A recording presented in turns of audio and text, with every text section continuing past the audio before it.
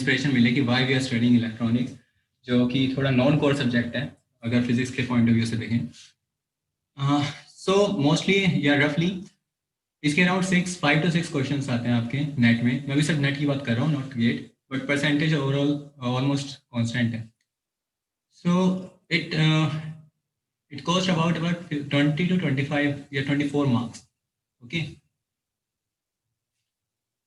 Okay, and जो आपकी cut off जाती है generally it is around 50 to 60%। Okay, so अगर देखें तो लाइक 20 to 25% वेटेज ये रखता है in terms of cut off. Okay, और अगर टाइम की बात करें सो इलेक्ट्रॉनिक्स में ऐसा है कि अगर आप थोड़ी सी प्रैक्टिस कर लो, ठीक है, ये ज़्यादा टाइम लेती नहीं पूरा कोर्स कवर करने में, ठीक है, और थ्योरी से ज़्यादा इसमें प्रैक्टिस चाहिए होती है। फॉर एग्जांपल अगर मैं डिजिटल इलेक्ट्रॉनिक्स की बात करूँ तो हमारे पास आते हैं लॉजिक गेट्स, नंबर सिस्टम, आपका combinational circuit, okay, my language sorry writing की थोड़ी गड़बड़ रहेगी, and your sequential circuit. Okay, so इनमें थ्योरी बहुत कम है, मतलब मोस्ट ऑफ द थिंग्स आपको पता ही होंगे, अपने 12th में पढ़ी होंगी या बीएससी या एमएससी की ड्यूरेशन में, ठीक है। You just need to brush up them और उसको जस्ट अप्लाई करना है। ओके, इसके अलावा हमारे पास है डिजिटल इलेक्ट्रॉनिक्स के अलावा हमारे पास बचेगा एनालॉग इलेक्ट्रॉनिक्स, जो इससे थोड़ा सा ज़्यादा कंटेंट है उसमें, जिसमें आपके BJT, MOSFET, diodes, okay, ADC, DAC और जीरो डायोड्स वगैरह, रेक्टिफायर्स, ये सब आ जाते हैं। Okay, so we'll start with the digital electronics and today we'll just cover the logic gates and let's see कि 1 घंटे में कितना कवर हो पाता है। और ओके, सो ये थोड़ा इंटरेक्टिव सेशन है, तो अगर आपको कोई भी डाउट हो आप मीनवाइल पूछ सकते हो, ऐसे पाइल अप करके लास्ट में पूछने से अच्छा उसी टाइम क्लब कर उसी टाइम पूछ लो, वरना क्या होता है कि जो क्वेरी है वो कैस्केड होती रहती है, आगे की चीज़ समझ आनी बंद कर देती है। So you are free to interrupt me any time, कोई भी चीज़ अगर समझ ना आए। ओके, और जैसे मैं कह रहा हूँ कि ये थोड़ा प्रैक्टिकल काइंड ऑफ टॉपिक है, सो जितनी प्रैक्टिस करोगे, और इसमें ज़्यादा प्रैक्टिस नहीं है, अगर थोड़ी सी प्रैक्टिस कर दोगे यू गेट फुल मार्क्स। सो थोड़ी इंस्पिरेशन दूँ तो मेरे मतलब अगर जो मेरा नेट निकला था तो मैं मोस्ट ऑफ द जो कंट्रीब्यूशन है मेरा इलेक्ट्रॉनिक्स से ही आया था, ठीक है। और okay, let's start. So to talk about logic gates, उससे पहले हमें पता होना चाहिए व्हाट इज बूलियन अलजेब्रा।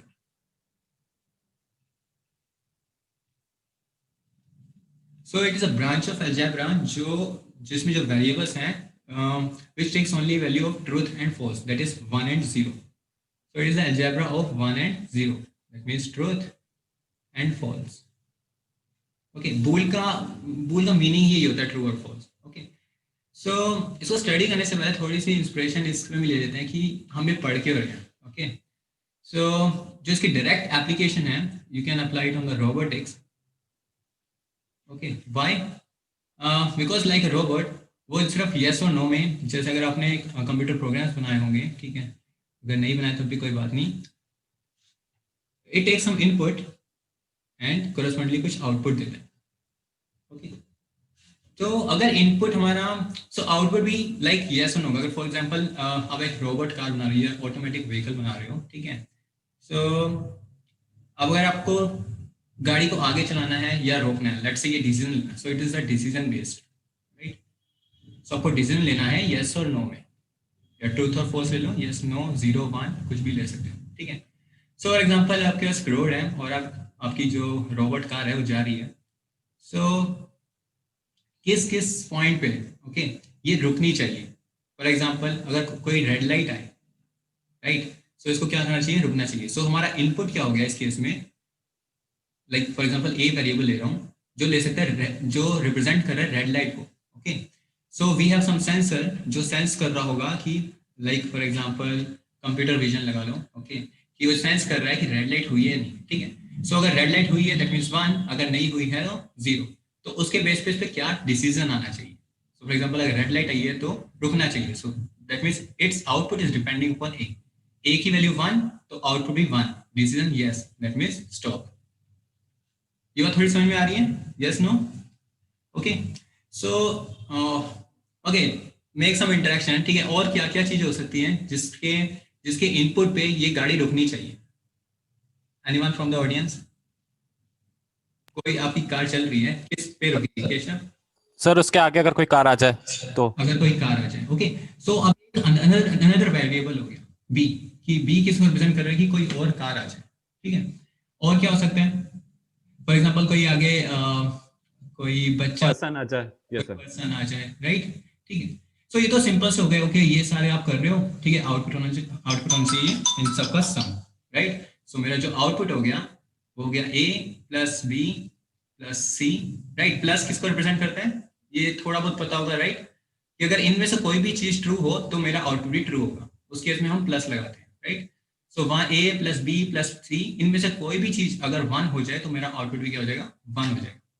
लेकिन कुछ चीज ना कंडीशनल भी होती है। फॉर एग्जाम्पल लेट्स से ए को देखें, ठीक है, कि रेड लाइट आ रही है तो मेरे को रुकना है, ओके। सो लेकिन कुछ ऐसी अगर रियल लाइफ में देखो तो कुछ ऐसे सिचुएशन भी आती है कि हमें रेड लाइट पे नहीं रुकना होता। मैं लॉ तोड़ने की बात नहीं कर रहा। फॉर एग्जाम्पल लेट्स से ये सेंस कर रहा है पीछे से बहुत हैवी ट्रक आ रहा है और लेट्स से उसकी ब्रेक खराब है, ठीक है। तो इस सिनेरियो में रोबोट कार तो खत्म हो जाएगी, लेकिन अगर कोई पर्सन होता तो उसको समझ में आता कि नहीं पीछे से कुछ आ रहा है तो मेरे को आगे से या तो रेड लाइट क्रॉस करके कहीं पे टर्न कर लूँ, ठीक है। मेरे को अपने आप को सेफ पहले करना है और मेरे को देखते हुए चलना है कि आगे भी कोई ज्यादा एक्सीडेंट ना हो। तो यहाँ पर क्या होता है? कंडीशनल आ गया, ठीक है। इट्स जस्ट नॉट कि ओके सारे डिसीजन में से कोई भी एक हो तो मैं रुका रहूं, नहीं।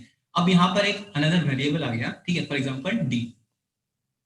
तो मेरे को क्या करना है? मेरे को देखना है कि डी जब तक नहीं है तब तक तो ए रखूं। फॉर एग्जांपल जब डी जीरो है, लेट्स मीन कि अगर ये गाड़ी नहीं है तो मेरा क्या होना चाहिए? इसका आउटपुट क्या आएगा? वन ही आएगा, यस। कि D zero, okay, yes D, yes, ठीक है।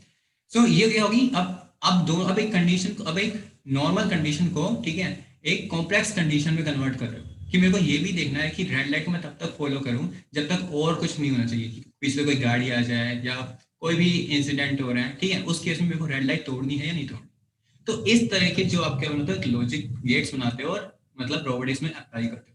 और ये सबको, ये जो पूरी, अब ये तो बहुत सिंपल सी चीज लिखा हूँ, A plus B plus C plus A D bar A या समथिंग, ठीक है। अब ये कहते हैं बहुत कॉम्प्लेक्स हो जाता है क्योंकि सिर्फ रोबोट को या जो रोबोट कार है उसको सिर्फ रुकना नहीं है, और भी बहुत सारे डिसीजन लेने हैं। तो ऐसे क्या होगा, ये बहुत हमारा जो फंक्शन है, हमारा जो आउटपुट है, it is becoming some function of A B C D E and lots more variable, okay. इस तरह के एक्सप्रेशन को बोलते हैं हमें बूलियन एक्सप्रेशन,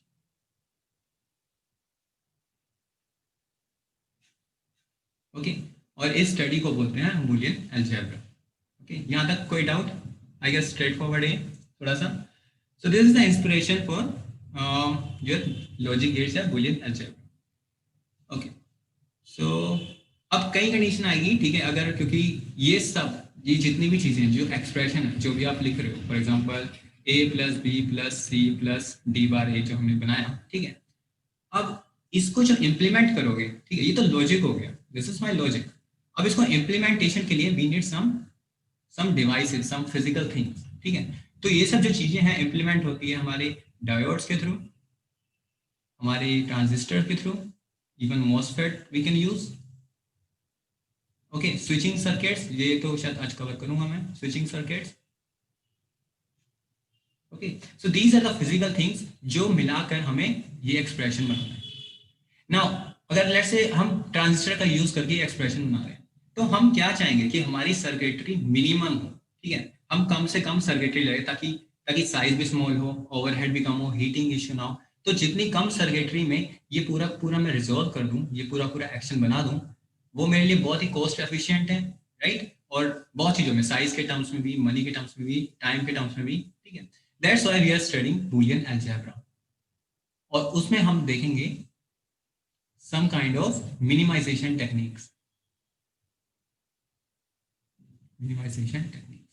कि इस एक्सप्रेशन को मैं किसी तरीके से कम कर सकता हूं। अब इस एक्सप्रेशन को अगर ध्यान से देखो तो a प्लस ए डी बार, इसको मैं मिनिमाइज कर सकता हूँ, मैं ए कॉमन ले सकता हूँ और मैं लिख सकता हूँ 1 प्लस डी बार। ओके, अब 1 के साथ कुछ भी ऐड करोगे, 1, okay, 1, you know that 1 plus 0 is 1, 1 plus 1 is also 1। Okay, तो अगर 1 के साथ कुछ भी ऐड करोगे तो कोई फर्क नहीं पड़ेगा, दैट मीन्स इसको ए प्लस ए डी बार को मैं सिंपली लिख सकता हूँ ए। ओके, सो इस तरीके से क्या करना, मैंने अपना एक सर्किट कम कर दिया कि that means this is kind of redundant situation, मैं इसको रिमूव कर सकता हूँ और मेरा सिंपल सर्किट है ए प्लस बी प्लस सी।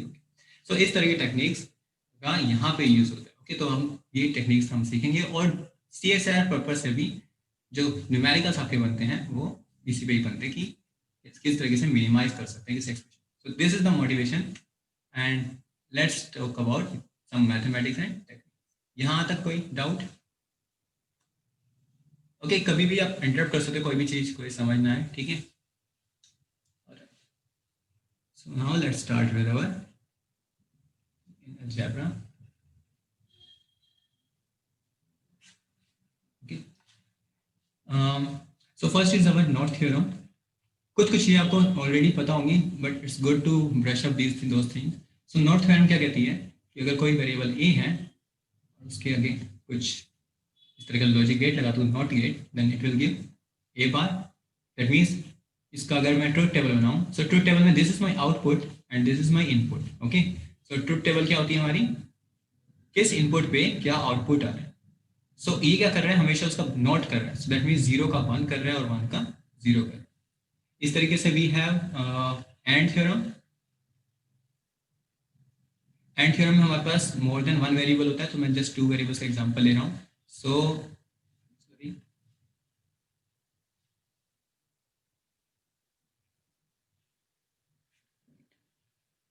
इसकी ट्रुथ टेबल क्या हो जाएगी, we have A, we have B and we have output. So दो वेरिएबल्स हैं तो कॉम्बिनेशन क्या क्या हो सकते हैं।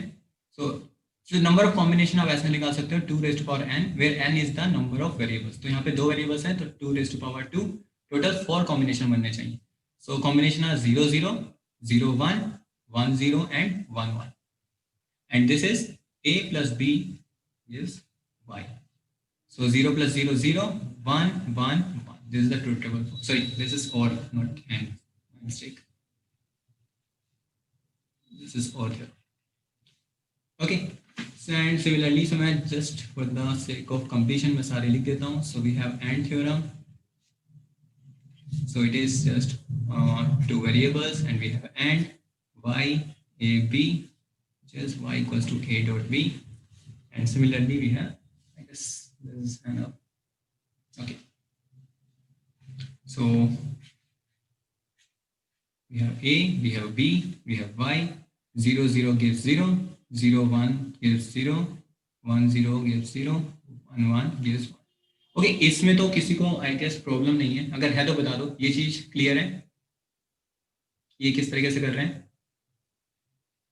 0.0 y इट इज 0। इसका मतलब क्या है कि इनमें से अगर कोई भी इनपुट 0 होगा तो आउटपुट 0 ही होगा, अनटिल अनलेस दोनों के दोनों इनपुट 1 होने चाहिए। Okay, this is my and theorem. और इसमें क्या था कि कम से कम एक इनपुट आपका 1 होना चाहिए टू गेट द आउटपुट 1। इसके अलावा कुछ ओके, एक थ्योरम हमारे पास डिस्ट्रीब्यूटिव थ्योरम, इन सब का यूज करेंगे। सो मैं क्लब कर रहा हूँ सारी थ्योरम्स को, उसके बाद जब मिनिमाइजेशन टेक्निक्स करेंगे तो जैसे 5-6 थ्योरम्स ही हैं, इसी का यूज करके आपको कोई भी न्यूमेरिक करना है, कोई भी मिनिमाइजेशन करना है। So distributive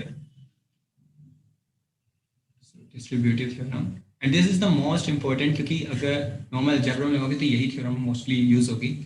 so it says अगर कोई आउटपुट है a plus b and a plus c, now in दोनों मल्टीप्लिकेशन में a कॉमन है और b चेंज हो रहा है, तो मैं इसको मिनिमाइज कर सकता हूँ a plus bc। ओके, सो या तो आप डायरेक्ट याद कर लो इसको, नहीं तो इसका प्रूफ बहुत इजी है। सो for example a plus bc से ये लाना है, तो अगर ध्यान से देखो राइट हैंड साइड पे हमारा क्या है, अगर इनको मल्टीप्लाई करूं, so I will get a plus ab plus ac plus bc, right? And a dot a means a ही देगा, so a plus ab plus ac plus bc। सो मेरे को इससे ये लाना है। तो यहाँ पे जो जो कम है, तो ट्रिक ये होती है कि जो चीज़ की कमी है वो उसमें ऐड कर दो। तो उसके लिए हम एक साइड ट्रिक्स या साइड कुछ प्रॉपर्टी यूज कर सकते हैं। For example, this will always be a zero. Okay, one के साथ अभी देखा था हमने, कुछ भी मैं ऐड करूं so it will give me one, so it is a redundant. इस तरीके से किसी भी वेरिएबल में मैं अगर let's say C C bar add कर दूं, it will give me, that mean C C bar is always zero, क्योंकि it is the and product of always two contradict term. So एक हमेशा वन होगा तो दूसरा हमेशा जीरो होगा, and one dot zero and theorems हमने देखा it will always give zero. तो ये दो चीज का यूज करके हम बहुत सारी मिनिमाइजेशन टेक्निक्स यूज कर सकते हैं। फॉर एग्जांपल अगर यहाँ पे देखें, अगर मैं इस टर्म को देखूं, a plus bc, so I can write a as 1 plus b plus bc, so मेरे पास क्या आ जाएगा, a plus ab plus bc। I got my bc term, sorry ab term। Similarly मेरे को ac term चाहिए, again I can do this thing, 1 plus c plus ab plus ac, and I will get a plus ac plus ab plus ac। sorry कौन सी term रह गई, A B C, sorry. Okay, so simple, कुछ याद करना नहीं है, कुछ नहीं करना, सिंपल ये सिंपल सा लॉजिक पता होना चाहिए कि वन के साथ आप कोई भी वेरिएबल ऐड करोगे, बिकॉज इसकी मैक्सिमम, इसकी दो ही वैल्यूज हो सकती है, जीरो और वन, और चाहे जीरो करो ऐड, चाहे वन ऐड करो, विल गेट वन, और ये चीज हमेशा जीरो रहेगी। सो कोई भी variable like A bar, C bar, B bar, it will always give me zero. So these are some things, इसकी नॉर्मल प्रैक्टिस से ही किसी भी टाइप की सिचुएशन से आप बाहर निकल सकते हो, कोई भी चीज मिनिमाइज कर सकते हो। सो this is the most important theorem, और इसका हम डायरेक्ट एक क्वेश्चन देखते हैं गेट में जो आया था। गेट से पहले एक सिंपल ले लेते हैं। सो फॉर एग्जांपल, अगर आपके पास क्वेश्चन आता है minimize the following expression, so you have the expression z equals to x plus X bar Y. और बिकॉज एक कोचिंग क्लास है, so I want you to use your pen paper और just try for 1 minute कि आप इसको solve कर सकते हो यूजिंग दिस थ्योरम। थ्योरम यहाँ पे लिख रहा हूँ, सम a plus b and a plus c, so a is constant here और b दो अलग वेरिएबल हैं, it will always give a plus bc। so question है minimize this expression।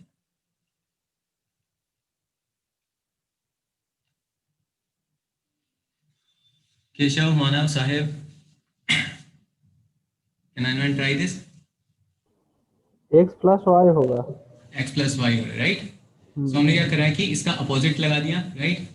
It is like a plus bc, ठीक है? तो उसको मैं क्या लिखता हूँ, a plus b into a plus c, and x plus x bar is always 1।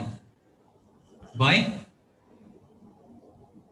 क्योंकि a की वैल्यू 1 है और दूसरे की वैल्यू 0 ही होगी हर केस में, चाहे इसको 0 ले लो तो ये 1, इसको 1 ले लो तो ये 0, तो it will always give me 1।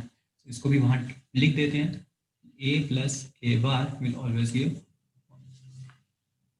Okay, so एक लॉजिक सर्किट में हमें नॉट चाहिए था, एंड चाहिए था, और चाहिए था, और सिंपली वो अब एक सिंपल एक और सर्किट से ही कंप्लीट हो सकता है। सो दैट मीन्स जहाँ पे 3 लॉजिक गेट्स चाहिए थे, वो चीज सिर्फ एक लॉजिक गेट से हो सकती है। So this is the beauty of minimising, ठीक है, जो आपको आगे बहुत काम आती है किसी भी प्रैक्टिकल एप्लीकेशन में।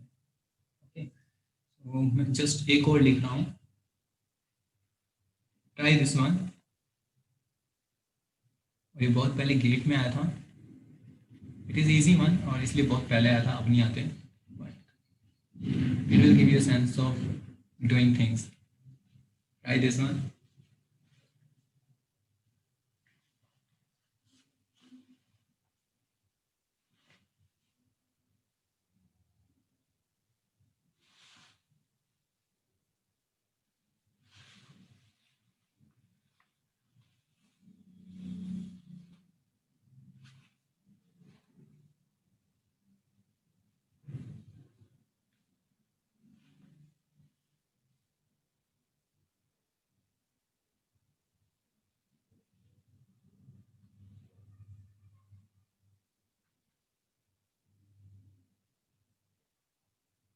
जस्ट टेल मी इसमें मतलब किस तरीके से इनिशिएट करेंगे, आई गेस उसके बाद स्ट्रेट फॉरवर्ड है। एनीवन?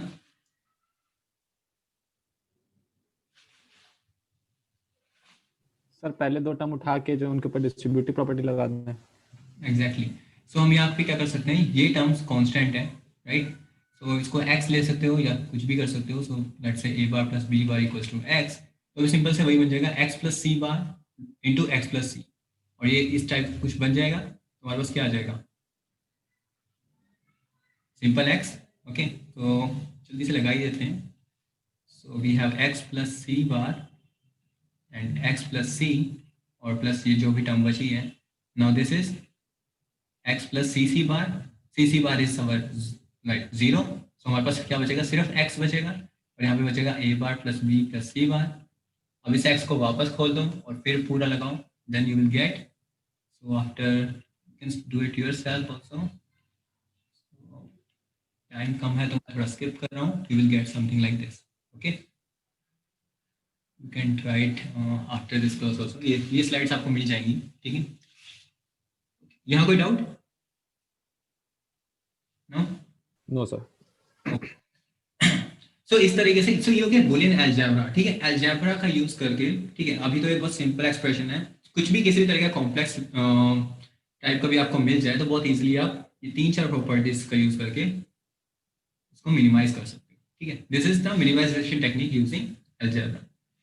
उसमें नेक्स्ट जो टॉपिक आता है हमारे पास, एसओपी एंड पीयूएस फॉर्म। कोई आइडिया क्या फुल फॉर्म है इसकी? What is SOP? SOP is sum of products होता है, वो प्रोडक्ट्स ऑफ सम होता है। sum of products, and POS is product of sum. इसका एग्जांपल रहेगा, सो प्रोडक्ट्स करने के बाद सम, ठीक है। फॉर एग्जांपल मेरे पास वेरिएबल्स हैं a b, ठीक है, c। सो कुछ एक्सप्रेशन इस तरीके से बन रहा है कि a b c plus a bar b c plus a bar b bar c। So this is the expression for sum of products, products करने के बाद सम। और पीओएस में आपका किस तरीके से बन जाएगा, सम करने के बाद product. So for example a plus B plus C but a bar plus b plus c dot a bar plus b bar plus c। Okay, so this is sum of products. Okay, so ये दो forms हैं जो बहुत mostly use होती हैं। Minimisation techniques का समझने से पहले ये समझना पड़ेगा, ठीक है। तो कब हम सम ऑफ प्रोडक्ट्स यूज करेंगे और किस केस में sum of product of sum use करेंगे? सो लेट्स से बनाते हैं। So we have SOP and POS. So sum of products हम यूज करेंगे जब हमारा आउटपुट हाई होगा। ओके, समझाऊंगा ये किस तरीके से मैं बोलना चाह रहा हूँ। That means 1। ओके, अभी जस्ट देखो डिफरेंस, उसका मैं बताता हूँ। और पीओएस जब यूज होता है जब हमारा आउटपुट जो है लो हो। सो हाई आउटपुट लिख दिया मैंने। ओके, इनमें जो टर्म्स होती हैं, सो फॉर एग्जांपल अगर मैं लिख रहा हूँ y equals to A B C plus A bar B C, so इन टर्म्स को बोलते हैं मिन टर्म्स। इसमें टर्म्स हैं, इन टर्म्स को बोल रहा हूँ मैं मिन टर्म्स। और यहाँ पर जो टर्म्स होती हैं, for example a plus B plus C dot A bar plus B C, sorry product नहीं कर सकते, बी बार प्लस सी। तो ये हमारे पास जो टर्म्स हैं इनको बोलते हैं मैक्स टर्म। ओके, पहले डिफरेंस देख लो, फिर मैं एक्सप्लेन करता हूँ इनको। और अगर एग्जांपल देखोगे, फॉर एग्जांपल 1 0 1, सो 1 हाई, तो 3 वेरिएबल्स हैं, फर्स्ट हाई है, सेकंड लो है, थर्ड हाई है। तो मेरे पास जो टर्म हो जाएगी ए बी बार सी, और आउटपुट क्या होना चाहिए, high, that means 1। So y equals to, जब y मेरा a b बार c हो जाएगा तो मेरा आउटपुट हो जाएगा 1।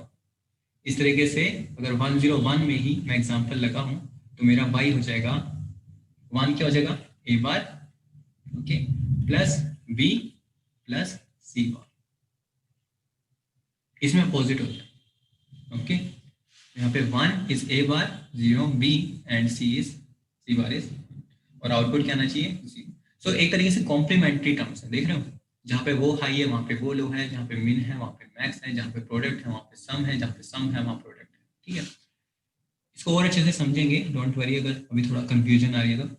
सो फॉर एग्जांपल हमारे पास जो फंक्शन है, अगर ये बी का है तो इसको लिखने का तरीका, it is sum of products. So we have sum, okay, and because we have min terms so M small डालते हैं जस्ट फॉर कन्वेंशनल, और 0 2,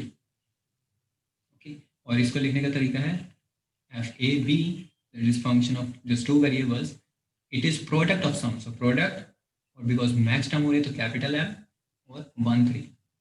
अब ये समझते हैं कि 1 3 और 0 2 क्या है। सो अगर मैं इस तरीके से लिख रहा हूँ, फॉर एग्जांपल मैं बस 2 वेरिएबल्स, 3 का लेते हैं सो अच्छे से समझ में आ जाएगा। सो लेट्स से 3 वेरिएबल्स हैं ए बी सी। अब इसके कितने कॉम्बिनेशन बन सकते हैं? सो मैंने बताया था कि number of combination is 2⁻n। तो अगर जितने वेरिएबल्स होंगे, so we have n equal to 3 variables, so 2⁻3 8 बनने चाहिए कॉम्बिनेशन। तो इसके कॉम्बिनेशन बनाएंगे 0 0 0 0 0 1 0 1 0 0 1 1 1 0 0 1 0 1 1 1 0 and 1 1 1.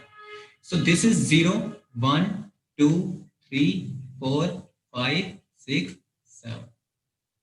Okay, तो मैं अगर लिख रहा हूँ function of A B C equals to sum of products 0 3, तो इसका मतलब मेरा जो आउटपुट है, मतलब मैं जो लिखना चाह रहा हूँ, this is the short hand form for POS और SOP, यहाँ पे SOP है। सो जीरो टर्म क्या है? सो जीरो मतलब A bar B bar and C bar. So first term क्या हो गई? A bar. So my output is, for example y equal to f is the output. तो मेरा output है ए bar B bar C बार, और इसमें सिर्फ 2 ही टर्म्स हैं, 0 and 3। So this is the 0th term and this is the 3rd term. मेरा output हो गया। अगर मैं इसको एक्सप्रेशन में लिखूं तो कैसे लिखूंगा? A bar B bar C bar plus A bar B C. Getting my point? Okay, इसका मतलब सिर्फ इसके लिए आउटपुट, क्योंकि एसओपी कब यूज होता है? Sum of product is used when output is high. इसका मतलब ये फंक्शन को लिखने का मतलब है कि उसकी ट्रुथ टेबल ये है, और मेरा जो आउटपुट है सिर्फ इसके लिए 1 है और इसके लिए 1 है, और बाकी सबके लिए 0। Easy? Yes? So this is my expression. So मैं सिर्फ सिंपल इस चीज से मैंने क्या क्या लिख दिया? मैंने ट्रुथ टेबल बना दी, ओके, और मैंने एक्सप्रेशन में लिख दिया। अब मैं इस एक्सप्रेशन में मिनिमाइजेशन टेक्निक लगाऊं, कुछ भी करूं, मैं बहुत कुछ कर सकता हूं, जो हम आगे करेंगे इस टाइप का भी क्वेश्चन होगा। ओके, यहाँ कोई डाउट? ओके, तो एक एग्जांपल से कर लेते हैं जो इस टाइप के क्वेश्चंस आते हैं। सो बहुत एक टिपिकल क्वेश्चन है जिससे बहुत सारी चीज़ें कवर हो जाएगी। So for example I have a function A B C equals to A plus B bar C. So ये ट्राई करो, again pen paper use this, मैं भी साथ साथ करूंगा। सो फर्स्ट क्वेश्चन है, ओके, उससे पहले एक चीज रह गई, लिख ही देता हूँ यहाँ पर ही। सो फर्स्ट क्वेश्चन ये है, right in terms of canonical SOP form. Now what is canonical? और ये क्वेश्चन आ रखा है इस टाइप का कि आपको एक एक्सप्रेशन दिया होगा और ऑप्शंस में दे रखेंगे बहुत सारे टर्म्स, और बताना है कि इसमें से कौन सी ट्रू है, कि इनमें से कौन सी कैनोनिकल टर्म है। कैनोनिकल टर्म क्या होती है? जिसमें आपके इट इज ईदर, सो कहाँ लिखे हैं, ये लिखते हैं। सो कोई भी कैनोनिकल SOP या फिर POS टर्म फॉर्म या फिर क्या होती है, it is total forms without any या without reducing number of variables. क्या मतलब है इसका? इस क्वेश्चन से समझते हैं। अगर मेरे को इसका सम ऑफ प्रोडक्ट लिखना है तो मेरे पास सारी टर्म्स होनी चाहिए, ठीक है, सारी टर्म्स। जैसे अगर इस क्वेश्चन में देखो, यहाँ पर जो एक्सप्रेशन था, ठीक है, जो मेन टर्म्स हैं वो कंप्लीट है। दैट मीन्स इसमें तीनों टर्म्स आएंगे, ए बी सी, इसको कोई भी वेरिएबल, इसमें भी तीनों टर्म्स हैं ए बी सी। लेकिन यहाँ पर अगर देखोगे तो ए के साथ क्या है? सिर्फ ए अकेला है, तो इस तरह की टर्म्स नहीं चाहिए। BC के साथ एक वेरिएबल मिसिंग है। तो जब मैं सम ऑफ प्रोडक्ट्स लिख रहा हूँ तो मेरे पास सारे वेरिएबल्स दिखाई देने चाहिए, ना कि ये रिड्यूस फॉर्म है। This is the reduce form. और कैनोनिकल फॉर्म क्या होती है? Without reducing any form. तो यहाँ पे क्या क्या मिसिंग है? बी और सी, और यहाँ पर क्या मिसिंग? तो मेरे को बहुत सारी टर्म्स इसमें चाहिए, ठीक है। सो कैसे लिखेंगे? सो ये फर्स्ट क्वेश्चन का फर्स्ट पार्ट ही सॉल्व करते हैं, और इसके बाद ट्राई कर रहे थे खुद से। इसके ट्रुथ टेबल लिखूंगा तो कैसे लिखूंगा? Writing the truth table of this thing. क्या लिख सकते हो? हमारे पास क्या क्या वेरिएबल है? A B C and output. बता सकते हो क्या होगा ट्रुथ टेबल? तो पहले तो वो सारा लिख दो जो भी कॉम्बिनेशन है, 0 0 0 0 0 1 0 1 0 0 1 1 1 0 0 1 0 1 1 1 0 एंड 1 1। ठीक है, ओके। अब ये कह रहा है कि ए होना चाहिए तो आउटपुट 1 है, तो इसका मतलब ए के साथ कुछ भी हो, अगर ए 1 है तो बाकी 1 है, यही मतलब है। फॉर्म का क्या मतलब है कि व्हेन ए इक्वल्स टू 1, ठीक है, या फिर बी बार सी, बी बार सी क्या है 0 1, तो मेरा क्या है आउटपुट 1 है। ओके, सो ए के साथ मतलब ए के साथ कुछ भी हो आउटपुट 1 ही रहेगा। सो मेरी जो लास्ट की 4 टर्म्स हो गई सारी 1 हो जाएंगी। यहाँ कोई डाउट है? अगर यहाँ डाउट है तो फिर आगे नहीं बढ़ पाओगे, ये चीज क्लियर है? अगर मैंने लिखा है this is my output, this is sum of products, okay, so A होना चाहिए, बाकी बी और सी कुछ भी हो तो मेरा आउटपुट 1 होना चाहिए। सो दैट मीन्स ये वाली सारी टर्म्स 1 हो जाएंगी। यस, और दूसरी टर्म है बी बार सी, ठीक है, कि बी बार सी जहां आ गया वहां पर आउटपुट 1 है, तो बी बार सी का तो सिर्फ एक ही टर्म है, this is B bar C 0 1। Yes, this is B bar C and this is B bar C 0 1, तो ये तो 1 दे ही दिया, दैट मीन्स ये वाला भी हो तो 1 है और बाकी सारे 0। ये क्लियर है कैसे लिखा है? कोई डाउट? ओके, यस नो बता दो वरना मैं फिर चलता ही रहूंगा आगे। नो सर, डाउट नहीं है सर। ओके, ठीक है। सो अब मैंने क्या बताया था कैनोनिकल टर्म्स क्या होती हैं पिछले वाले केस में, ठीक है, कि आपको वो सारी टर्म्स लिखनी है जो 1 वाली हैं, तो वो सारी टर्म्स आप यहाँ लिख सकते हो। सो दैट मीन्स मेरा आंसर क्या हो गया, चेंज कर देता हूँ। सो मेरा आउटपुट क्या हो गया कैनोनिकल फॉर्म में, this term this term this term this term this term. So answer हो गया A bar B bar C plus A B bar C bar plus A B bar C plus A B C bar plus A B. So this is my canonical form. So option में कहीं पे ये दिख जाए तो टिक मार दें। Okay. So this is how we write the SOP form from reduced thing. Okay. So ये तो एक फर्स्ट पार्ट हो गया। Now, इसी क्वेश्चन में सेकंड चीज मैं पूछ सकता हूँ, identify the number of minterms. Identify number of minterms present. Okay, so ये बता ही सकते हैं सीधी कितनी नंबर ऑफ मेन टर्म्स हैं? 5। Okay, answer is simply 5 terms. Okay, अब अगर क्वेश्चन आए identify number of max terms, now this is interesting. Max terms क्या होती थी? मैक्स टर्म्स क्या होती थी जहां पे आउटपुट लो हो। मैक्स टर्म्स क्या थी जहां पे आउटपुट लो हो। सो हमारी मैक्स टर्म्स को कितनी हो जाएंगी? ये और ये 3, ठीक है, या फिर इसको डायरेक्ट भी लिख सकते हैं। हमेशा याद रखना टोटल नंबर ऑफ वेरिएबल्स होते हैं हमारे 2 raised to power n, where n is the number of variables. This is equals to min terms plus max term. ये सेंस भी बनाता है, यस, क्योंकि आउटपुट या तो ट्रू है या फॉल्स है। अगर सारी ट्रू वैल्यू को मैं 1 कह रहा हूँ और सारी फॉल्स वैल्यू को मैं क्या कह रहा हूँ 0, तो टोटल तो वही होगा ना, 1 और 0 की फॉर्म में है। तो जितनी मेन टर्म्स होंगी टोटल में से मेन टर्म्स माइनस कर दूंगा तो मैक्स बन जाएगी, टोटल में से मैक्स माइनस कर दूंगा तो मेन टर्म्स बन जाएगी। ओके, सो इजीली या तो कैलकुलेट कर सकते हो ट्रुथ टेबल से, नहीं तो सिंपली आप यहाँ पे कैलकुलेशन कर सकते हो। तो टोटल टर्म्स हैं 8, मेन टर्म्स हमने निकाल दिए 5, तो हमारे पास मैक्स टर्म कितनी बन जाएगी 3। ओके, एंड फाइनल थिंग इससे क्या राइट कर सकते हैं? Now question is right the canonical POS form. This is also very easy. हमें मैक्स टर्म्स पता चल गई है कौन कौन सी है। कोई डिफरेंट कलर ले लेते हैं हाईलाइट करने के लिए। So this one and this one, तो बस ये 3 टर्म्स लिख दो और कैनोनिकल POS फॉर्म में लिखना है। तो POS फॉर्म क्या हो जाएगी? सो फर्स्ट टर्म क्या है? ABC। याद रखो यहाँ पे A bar B bar C बार नहीं लगाएंगे, क्योंकि जहाँ पे 0 है वहाँ पे 1 है, जहाँ 1 है वो 0 है। सो 0 0 0, दैट मीन फर्स्ट टर्म हो गई हमारी A plus B plus C, यही लिख देते हैं, ठीक है। फिर 0 आ रहा है यहाँ पर, तो यहाँ पर क्या आ जाएगा A plus B bar plus C, और फिर कहाँ आ जाएगा यहाँ पर which is A plus B bar plus C bar, and this is my canonical POS form. अगर ये एग्जांपल समझ में आ गया तो बहुत तरह के क्वेश्चंस ऑटोमेटिकली हो जाएंगे, ठीक है। This is the most typical example जिसमें बहुत सारी चीज़ें एक साथ कवर हो गई। अब इसके साथ एक और चीज़ देख सकते हो, फाइनल पॉइंट। सो अगर आप यहाँ पे लिख दो, चेक भी कर लेना। ओके, वो लिखा है वहीं पे, दोबारा लिख देता हूँ, a plus B plus C, we have a plus B bar plus C and we had I guess B bar and C. एक चीज आप चेक कर सकते हो कि y of SOP will always be equal to y of PS4।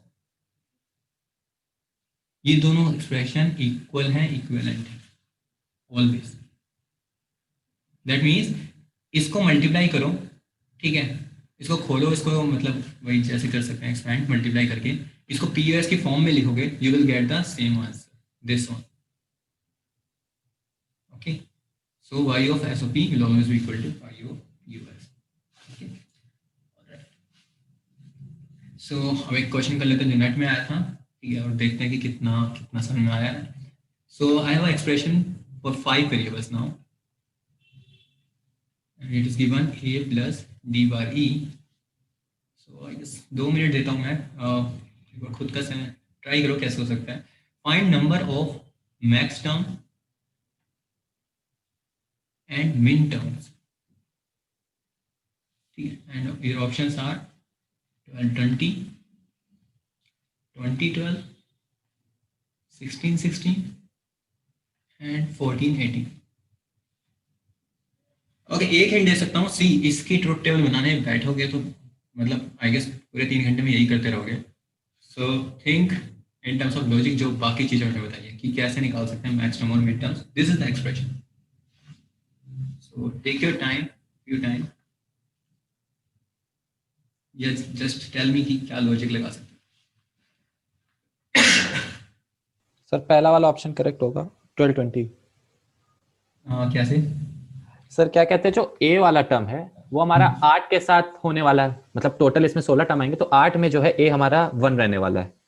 Okay, और जो D bar ई है वो हमारा 4 के साथ 1 रहने वाला है, तो 8 और 4 को ऐड कर दे तो 12 हो जाएगा। और सर फिर दूसरे वाले को 32 माइनस 12 कर दे। नहीं, डी बार ई के साथ 4 टर्म्स कैसे आएंगे?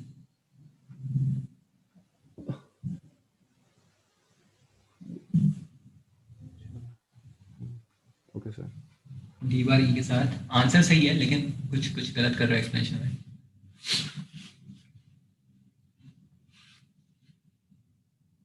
Anyone else? सर ए के तो 8 टर्म्स आएंगे ना।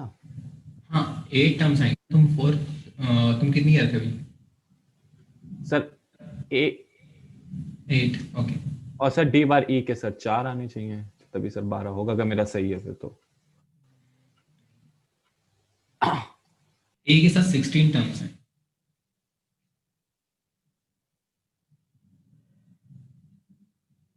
Okay, see when A is 1, वही चीज करेंगे जो लास्ट क्वेश्चन में लगाया था कि जब ए 1 है तो कौन कौन सी टर्म्स ऑटोमेटिकली सारी टर्म्स 1 हो जाएंगी। सो हमारे पास जो ट्रुथ टेबल है वो है ए बी सी डी ई। अगर ये 1 हो गया और आउटपुट 1 है, दैट मीन्स इसका कोई इफेक्ट नहीं पड़ रहा चाहे 0 है 1 है, तो इसके जो सारे कॉम्बिनेशन है वो काउंट करने पड़ेंगे। अब ये टोटल कितने वेरिएबल्स है? 4, तो 2⁴ टोटल कॉम्बिनेशन बनेंगे, दैट इज 16। तो ये जो 16 टर्म्स हैं ये क्या देंगी? 1 आउटपुट देंगी। So I got 16 terms from A equals to 1 alone. ये बात क्लियर है सबको? ये बात क्लियर है? Yes sir, yes sir. A 1 है, ठीक है, तो ये सारे वेरिएबल्स का कोई मीनिंग नहीं रह जाता, तो ये सारे कॉम्बिनेशन के लिए हमेशा आउटपुट 1 रहेगा।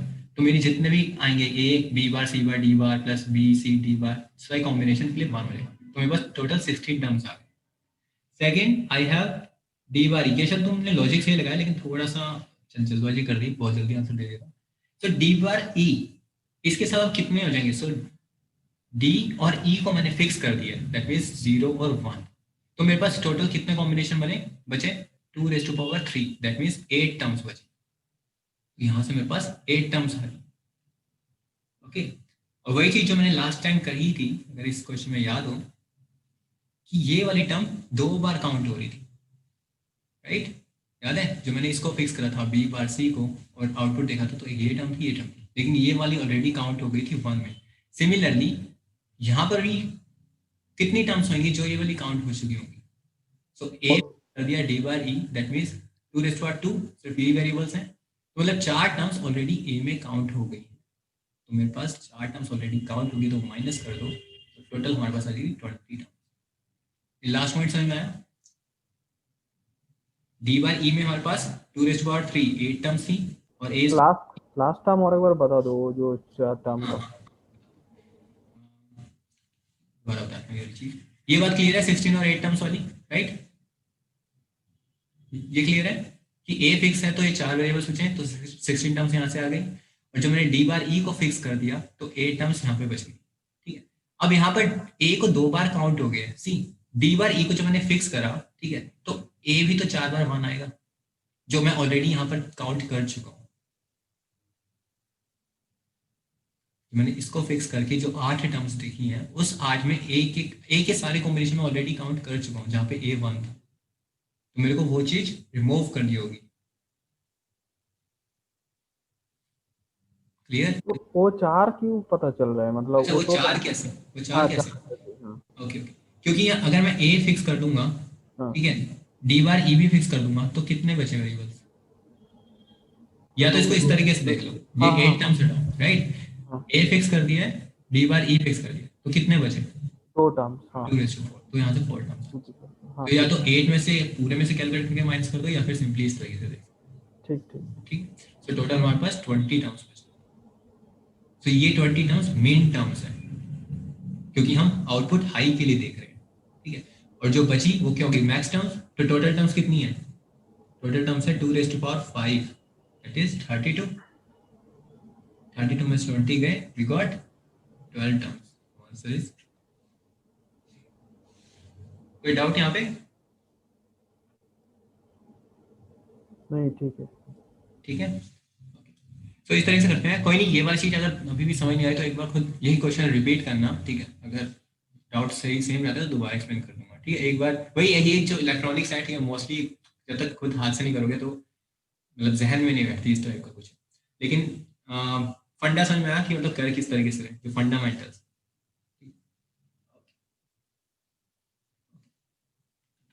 सो ये कुछ मिनिमाइजेशन टेक्निक्स थी, मिनिमाइजेशन नहीं, एसओपी और पीओएस था। अब नेक्स्ट टॉपिक उठाते हैं, बेसिक गेट्स, ठीक है, यूजिंग स्विच सर्किट।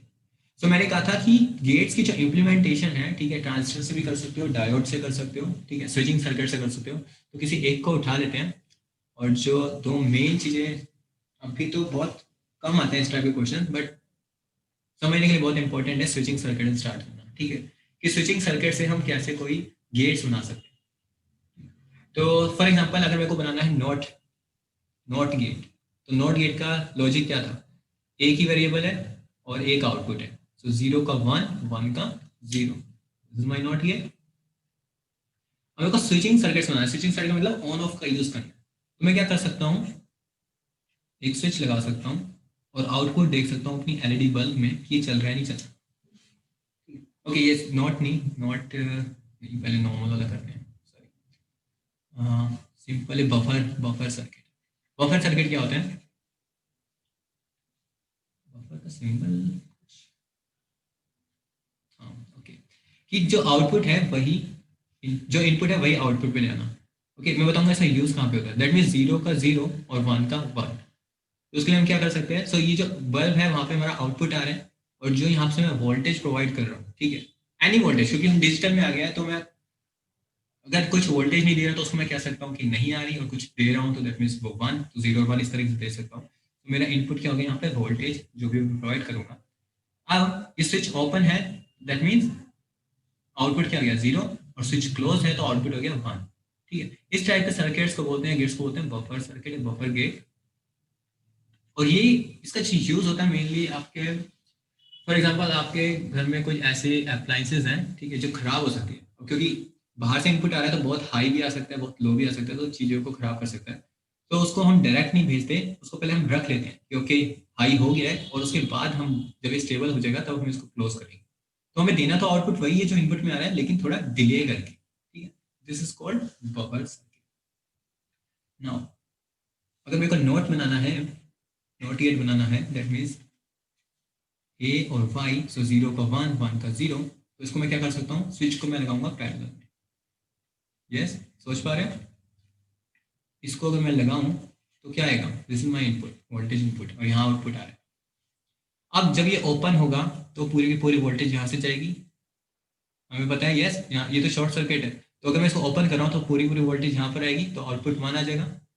मतलब जब मैंने इसको ओपन रखा, ये 0 1 नहीं है, यहाँ पे देखना, स्विच सर्किट को देखना है। तो जब मैंने इसको ओपन रखा, इनपुट मतलब इसको ओपन रखा, 0 दिया, तो आउटपुट क्या आया, 1।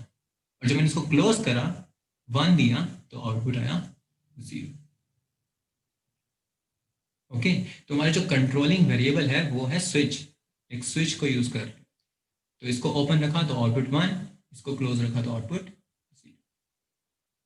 इस तरीके से अब बाकी सर्किट्स आप लगा सकते हो। ठीक है, एक कर लेते हैं और एंड ही रह गया, तो और का कैसे करेंगे, कोई आइडिया?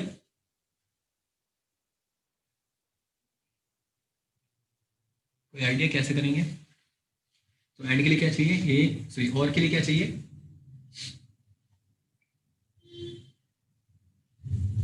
जीरो जीरो पे 0 रहे, और कोई एक, मतलब ये क्या है, ए और बी क्या है, स्विचेस हैं, इनको स्विचेस की तरह सोचो, दीज आर माय स्विचेस। तो मेरे पास अब 2 वेरिएबल है, तो मेरे पास कितने स्विच हो गए, स्विच 1 और स्विच 2। तो मेरे को इसको क्या करना है कि अगर मैं दोनों स्विच ओपन रखूं तो मेरा आउटपुट आए 0, किसी एक को मैं बंद कर दूं तो मेरा आउटपुट आ जाना चाहिए 1। सब पैरेलल में लगा दे 2 स्विचेस को। 2 स्विचेस को पैरेलल में लगा दें, राइट। तो अगर मैं इसको इस तरीके से लगा दूं और फिर सीरीज में, ठीक है। अब मैं किसी भी, अगर मैं दोनों को ओपन रखता हूं तो कभी यहाँ पे आउटपुट नहीं आएगा, लेकिन किसी भी एक को मैं क्लोज कर दूंगा तो मेरा सर्किट कंप्लीट हो जाएगा and I will get the 1। और दोनों को भी कर दूंगा तब भी कोई फर्क नहीं पड़ेगा, आई will get the 1। Okay, so nice, ठीक है। सो और लास्ट हो गया हमारा एंड को हम लगा सकते हैं सिंपली ऐसे, जब दोनों बंद होंगे तभी मेरा आउटपुट 1 आएगा, otherwise 0। So this is one example switching circuit से कर सकते हो। इस तरीके से आप बहुत सारी बुक्स में देखोगे कि डायोड को किस तरीके से कर सकते हैं, ट्रांजिस्टर को किस तरह यूज कर सकते हैं, और इसी तरीके से जो हमारे सर्किट्स बनते हैं, माइक्रो प्रोसेसर्स बनते हैं, रोबोटिक्स में जो कॉम्बिनेशन सर्किट बनते हैं, तो इन्हीं का यूज करते हैं। तो स्विचिंग नहीं, तब तो मॉसफेट्स या और भी अच्छे मिनिएचर डिवाइसेस यूज करते हैं कि साइज बहुत कम से कम, लेकिन उसको समझने के लिए हम अभी स्विचिंग यूज करते हैं। सो गेट्स में जब बात आती है तो सबसे इंपॉर्टेंट होता है यूनिवर्सल गेट। यूनिवर्सल गेट्स क्या है कि ऐसे गेट्स जिससे मैं कोई भी सर्किट इंप्लीमेंट कर सकूं। So any digital circuitry can be implemented,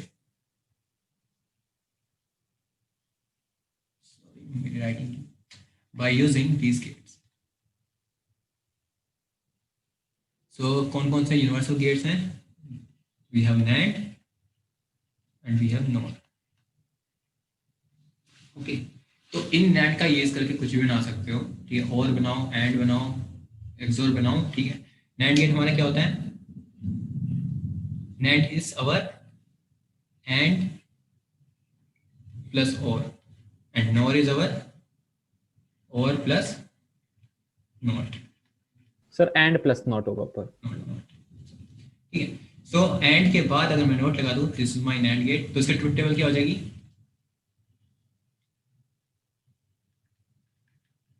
truth table क्या हो जाएगी, सो नोट कर रहा है तो जो एंड कर रहा था उसका जस्ट बार कर देगा। So it is y is equals to a into b, फिर उसका नोट कर रहा है, तो 0 0 पे 0 दे रहा था तो 1 हो जाएगा, 0 1 पे 1 0 दे रहा था तो 1 हो जाएगा, 1 0 पे 0 दे रहा तो 1 हो जाएगा, और 1 1 पे वो 0 दे रहा था तो सॉरी 1 दे रहा था तो 0। This is my NAND gate. Similarly we have NOR gate, और के बाद नोट लगा दिया, this is a plus b, तो पहले और कर रहा है, उसके बाद उसका नोट कर रहा है, ठीक है। तो कैलकुलेट भी आप इसी तरीके से करोगे।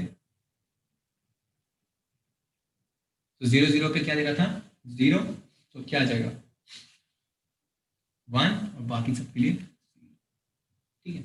जो और का था उसका अपोजिट, मतलब उसका नोट कर लिया, तो पहले था 0 0 0 1, अब आ गया 1 0 0 0। और ये गेट्स हैं, इनका यूज करके आप ये आगे मैं बताऊंगा कि इसका यूज करके कैसे आप एंड बना सकते हो या खुद भी ट्राई कर सकते हो, कैन ट्राई, ठीक है। सो इससे or gate, and gate, simple not gate, ठीक है, एक्सओर गेट, एक्सनोर गेट, सब इम्प्लीमेंट कर सकते हो यूजिंग सिर्फ नैंड, ओनली नैंड या फिर ओनली नॉर। और एग्जाम्स में इस टाइप के क्वेश्चन आते हैं, अभी तो पता नहीं बस कितना टाइम है ना, ऑब्वियसली मैं कराऊंगा आगे कि इस टाइप के क्वेश्चन आते हैं कि फॉर एग्जांपल कोई कोई फंक्शन दे देंगे, ओके, कोई भी एक्सप्रेशन दे देंगे, ठीक है, A B bar something something, और उसको इम्प्लीमेंट करना है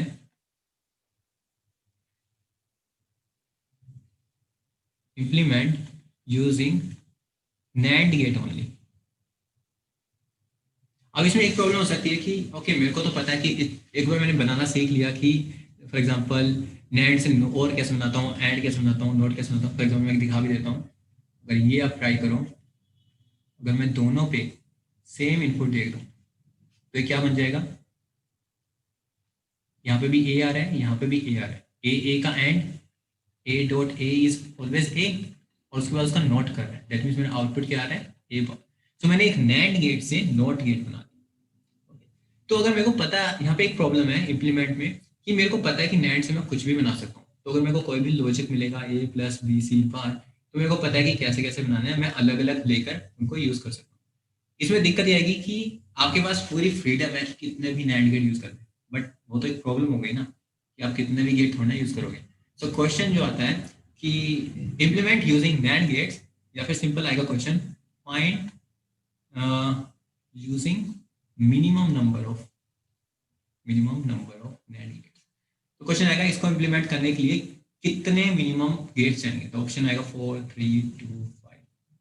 नाउ दिस इज समथिंग जो सीखना है कि किस तरीके से कर सकते हैं। अदरवाइज नैंड गेट्स तो बना सकते हो, मैं अगर एक बार ये चीज बनाने आ जाए, फॉर एग्जाम्पल नोट गेट बनाना आ गया, तो अब आप कुछ भी बना सकते हो, लेकिन minimum number of NAND gates use करना है। ओके, तो उसकी कुछ ट्रिक्स हैं, कुछ ट्रिक्स नहीं, ट्रिक्स बोलना थोड़ा रिस्की हो जाता है, सम लॉजिक्स हैं, कुछ एल्गोरिथम्स हैं कि किस वे में हम minimum number of NAND gates का यूज करके इम्प्लीमेंट कर सकते हैं।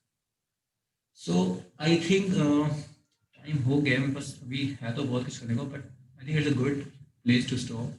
कोई डाउट यहाँ पर पूरे लेक्चर में? यस नो, कोई चीज़ जो ऐसी समझ ना आई हो, या ऐसा तो नहीं था कि बहुत रिडेंडेंट था, ये सब कर रखा है और मैं बस दोबारा बोल रहा हूँ, ऐसा कुछ तो नहीं लगा?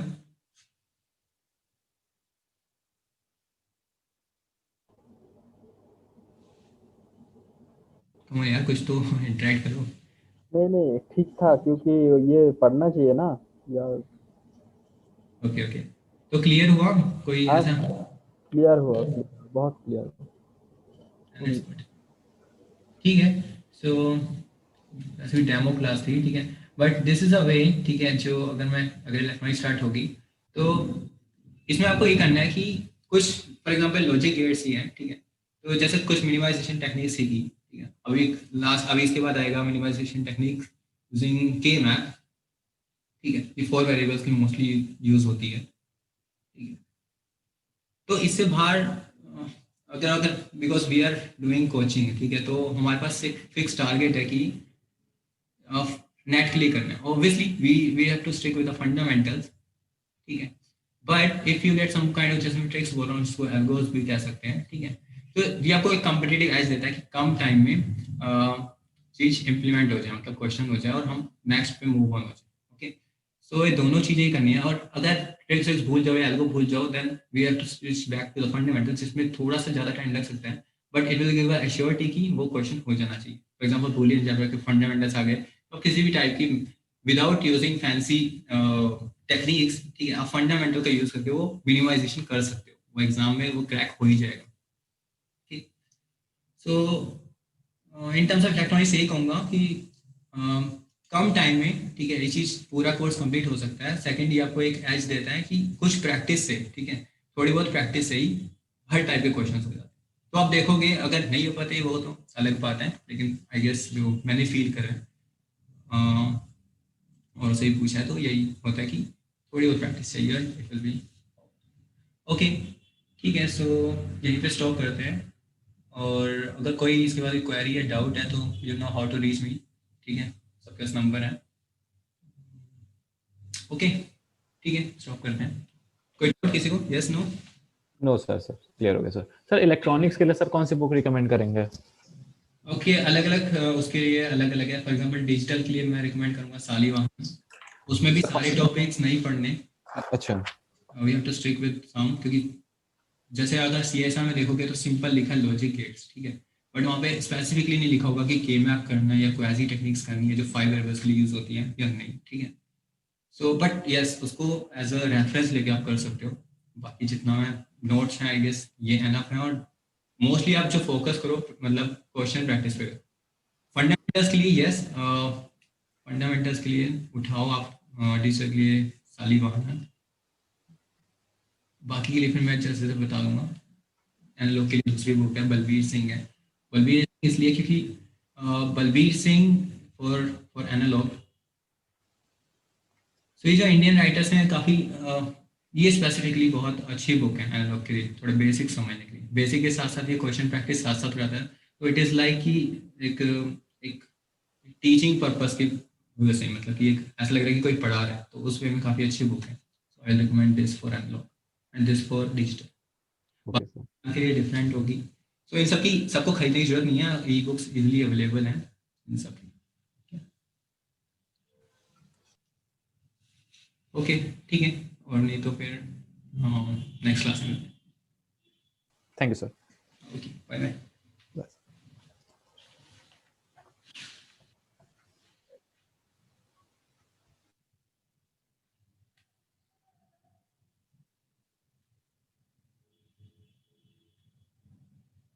हेलो रितेश।